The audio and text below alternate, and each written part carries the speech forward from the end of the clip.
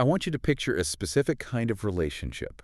And I'm not talking about, the obvious disasters, the screaming matches, the ghosting, all that drama. No, this is something much quieter. Much quieter. I'm talking about something that feels, well, it feels really nice. And nice can be a very dangerous word in this context. It is, isn't it? But picture it.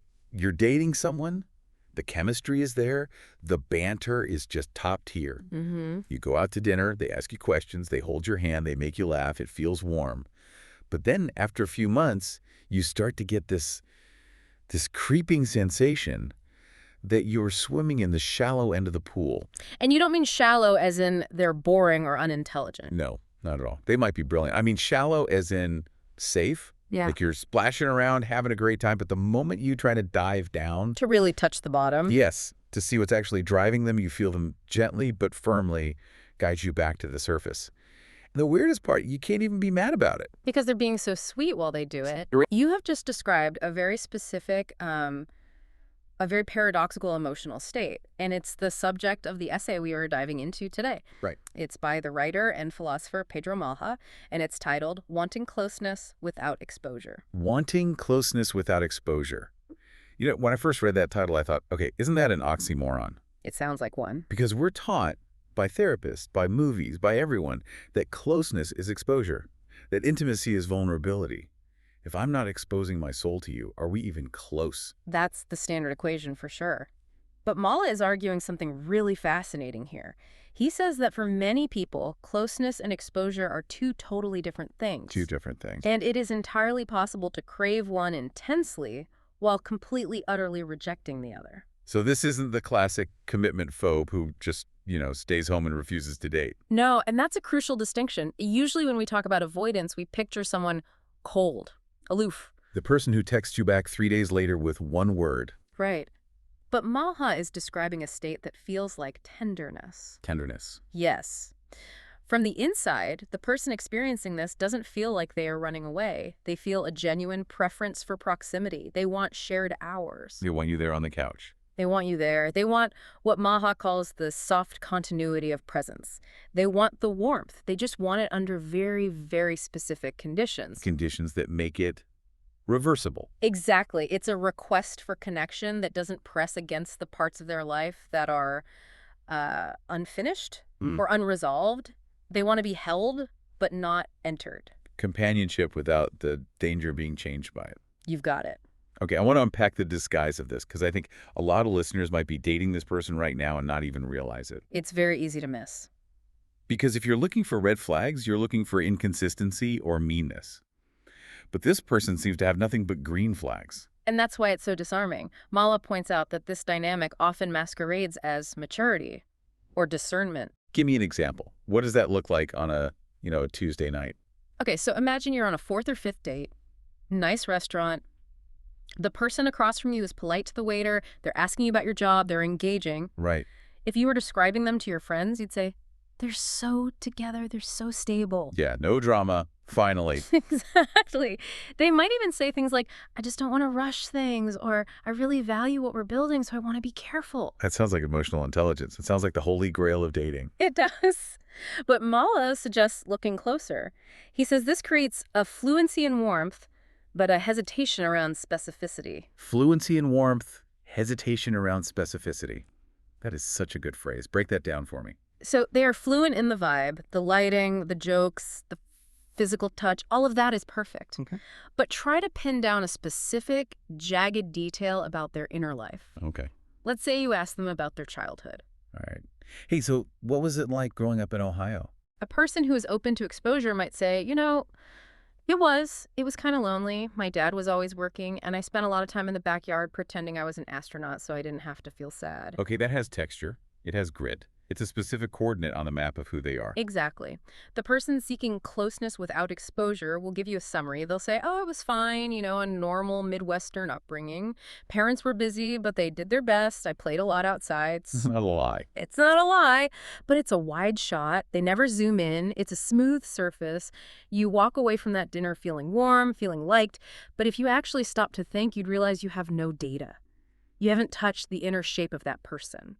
And the really tricky part is they aren't doing this to manipulate you. It's not some pickup artist tactic. No. Malha is very clear about this. It's a sincere wish. It's a curated nearness.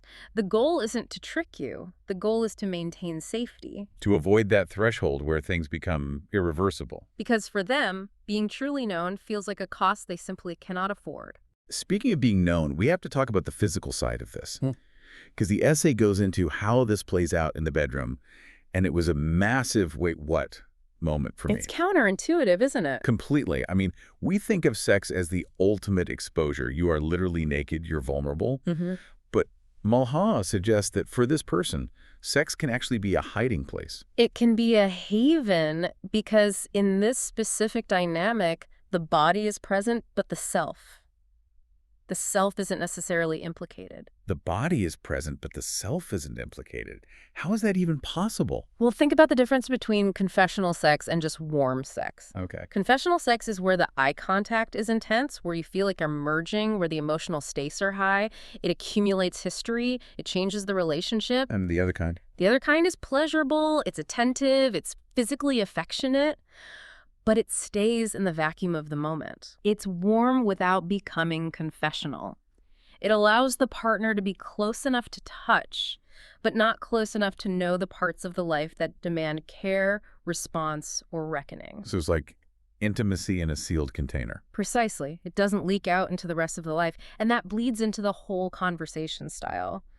Malha notes that this kind of relationship stays permanently in the present tense. It resists continuity. Which is why it feels so light. Yes. Yeah. It's weightless. You aren't dragging the past around. You aren't planning the future. You're just existing in this nice, warm moment. Wow. And for the person orchestrating this, even unconsciously, it feels like they are just knowing their limits. They enjoy being wanted by you, but they feel a physical tightening in their chest if your questions start drifting toward the deep end. Okay, so we know what it looks like, we know what it feels like, but I need to understand the why.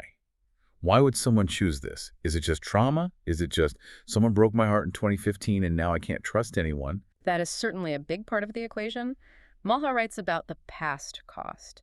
If you've lived a life where being known led to collapse or being misread, or where your openness was met with, indifference. You learn that exposure is expensive. Very expensive. You develop a memory of that cost. It's a defensive crouch. You're protecting your wallet because you got robbed once. Makes sense. But I want to push on this because Malha goes deeper than just a simple trauma response. He argues that even without a tragic backstory, exposure carries what he calls an existential threat. Okay, I have to push back on that a little bit. Existential threat. It sounds a bit dramatic, doesn't it? We're talking about dating. We're talking about sharing your feelings. Is it really a threat to my existence? I get it. It sounds intense. But he's not talking about trivia, like you being afraid of spiders. He's talking about perception and authority. Break that down. Think about the last time you really, truly fell in love. Did you feel like you were exactly the same person you were before? No, definitely not. You start to see yourself through their eyes. You change. You become the person they think you are, a little bit. Precisely. To be known is to be redefined. If I let you really see me, my weakness, my shame, my secret ambitions, I am giving you the materials to build a model of me in your head. And once that model exists, I have to deal with it. You have to contend with it. If you see me as weak, I feel your pity. If you see me as capable, I feel the pressure of your expectation. You are, in a very real way, changing who I am in the world. So by opening up, I'm basically handing you a remote control to my self-esteem. You are granting the other person authority. You are letting their gaze press against your future. And for someone who values their sovereignty, their ability to define themselves in a vacuum, that feels incredibly dangerous. Sovereignty. That's a powerful word for a relationship. It is, and closeness without exposure is a way to experience desire without granting that authority. It's like saying, I want you to be near me, but I don't want you to have a vote on who I am. You want to be the only author of your story. The partner is just an audience member, not a co-writer. Yes. But this has to create a massive disconnect, right? Because the audience member usually doesn't know they're just in the audience. They think they're auditioning for a lead role. It creates a profound imbalance. Malha describes it as a difference in orientation. One person experiences the bond as provisional. For now, it's reversible. While the other person experiences it as meaningful, cumulative, and directional. They think it's going somewhere. Exactly. But surely, eventually, the partner realizes, hey, we aren't going anywhere. You'd think so. But this is where Malha introduces the most I think, haunting image in the entire essay. Okay. He compares this person, the one avoiding exposure, Mhm. to a well-lit room with certain doors closed. A well-lit room with certain doors closed. I love that metaphor. Tell me why it's so effective. Because it explains why the partner stays. Think about it. If you were dating someone who has a stone wall or a dark dungeon, you'd leave. But this room, it's well lit, it's comfortable, there are snacks, there's laughter, the lighting is flattering. Right. You're sitting on a comfortable sofa, having a glass of wine, thinking, this is great. Exactly. But over time, you notice there are 3 doors in the back of the room, and the host never mentions them. And because the room is so nice and the host is so hospitable, you feel rude asking about them. It feels like bad manners to go try the handle. Right. And Mala says the doors aren't even locked. If you barge through, you could probably get in. But the person has created an atmosphere where you don't want to. Mhm. You sense that opening that door would ruin the lighting in the main room. It would break the spell. So as the partner, you actually participate in the omission. You both agree to just stay in the living room forever. Yes. And Yeah. it's tragic. For the partner, it must be exhausting. They're just constantly waiting. They interpret the absence of depth as just a delay. They think, if I give enough care, enough time, they'll eventually invite me into the other rooms. But for the subject, the absence isn't a delay. It's the structure of the desire itself. So how does it end? Does the partner eventually just kick the door down? Sometimes, Mala calls this the mirror effect. There comes a moment where the dynamic shifts. The partner stops looking at them as just a fun companion and starts seeing them as a figure of depth. Maybe they say, I love you with a certain weight, or buy a thoughtful gift that implies they really see the person. Exactly. And instead of feeling good like, they really get me, this triggers the panic button. It feels like unease. Because to be seen as significant is to be invited into a responsibility you never actually agreed to. And it feels difficult to refuse without seeming cruel. So the reaction is usually a recalibration. Recalibration. That's a very polite corporate word for backing off. It is. But notice the nuance. It's rarely a dramatic breakup or a big fight. Contact just becomes less frequent. Conversations get shorter. The connection loses density. That's the phrase he uses. I feel like I've felt that happen. It's almost like gaslighting, Yeah. but without the malice. You can't even confront them because nothing specific happened. They just faded. From the inside, it feels like self-correction. They are just returning to balance. But from the outside, it looks like a mysterious loss. But what if the partner calls them out? If there is an intrusion of recognition where the partner says, hey, I see you are hiding, the retreat is often total because the whole equilibrium has been disturbed. Does the person doing this feel bad? Do they feel guilty for leading the other person on? Because to an outsider, this person might sound like a bit of a villain. Mala says, not exactly. There's usually no sense of wrongdoing because from their perspective, they didn't intend to cross a line. They offered what they had. They offered the well-lit room. Exactly. But he says it leaves a residue. A residue. Not shame, but weight. A quiet sorrow at the limits of one's own desire. That's actually really sad. It's the weight of knowing you have a ceiling on how much you can give. It is. It's knowing that your way of wanting creates a mismatch you can't fix without, breaking yourself. And this leads to the consequences Mala outlines, the primary one being loneliness. Which makes sense. Mhm. If you stay in the well-lit room with the doors closed, eventually the guests leave and you're just there alone with your nice furniture. You preserve your autonomy, yes, your sovereignty is intact, but the cost is a profound sense of invisibility. You feel appreciated but not known, desired but not held. He calls it neutrality, right? Yeah. Like emotional flatness. Yeah, a life that moves smoothly without friction, but also without traction, pleasure without narrative. The encounters don't accumulate meaning. They can be freeing in the moment, but quietly empty in the long run. So where does this leave us? Is there a fix? Does Malha give us a 10-step plan to open your doors and find true love? No, absolutely not. And honestly, I respect the essay more for that. There's no clean conclusion. No Hollywood ending where the protagonist realizes the error of their ways and runs through the airport to stop the plane. So they just keep doing it. Malha suggests that repetition reveals the shape of it. Over time, the person starts to notice their relationships always end at the same depth. They notice they are always the one leaving with relief rather than devastation. That's a haunting realization, isn't it? To realize you're always the one relieved it's over. Yeah. And that leads to an acceptance of limitation. But, and this is key, acceptance doesn't erase the longing.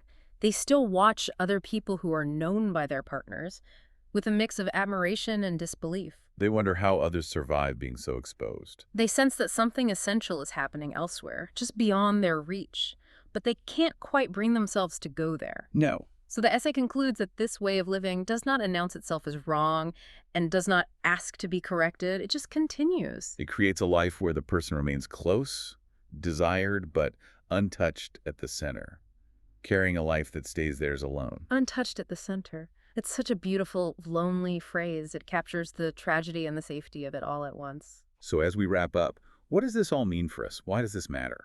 I think it matters because it gives us a language for something that is usually just dismissed as toxic or immature. Mulha humanizes it. He reminds us that people can be sincere in their affection and yet completely incapable of the exposure that true intimacy requires. And it forces us to look at our own relationships with a magnifying glass. Mhm. Maybe you're the one standing in that well-lit room, confused why the doors won't open. Or maybe you're the one keeping them closed. It challenges the assumption that if someone loves you, they will eventually show you everything, Mala is saying. Not necessarily. Sometimes the limit is the relationship. Well, we've unpacked a lot today. This concept of closeness without exposure has really stuck with me. It's warmth without risk, safety without depth. It is a way of moving through intimacy that both sustains and restricts. It keeps you safe, but it also keeps you hidden. I want to leave you with that image of the well-lit room one last time. If you recognize yourself in this deep dive, if you are the one ensuring the lighting is perfect so no one looks at the closed doors, Mala asks us to consider the cost. Is the safety worth the invisibility? That's the heavy question. And if you are the one waiting in that room, comfortable and warm, drinking the wine, are you waiting for a door to open that simply isn't locked, but leads nowhere? Something to think about. Thanks for diving in with us. A pleasure as always.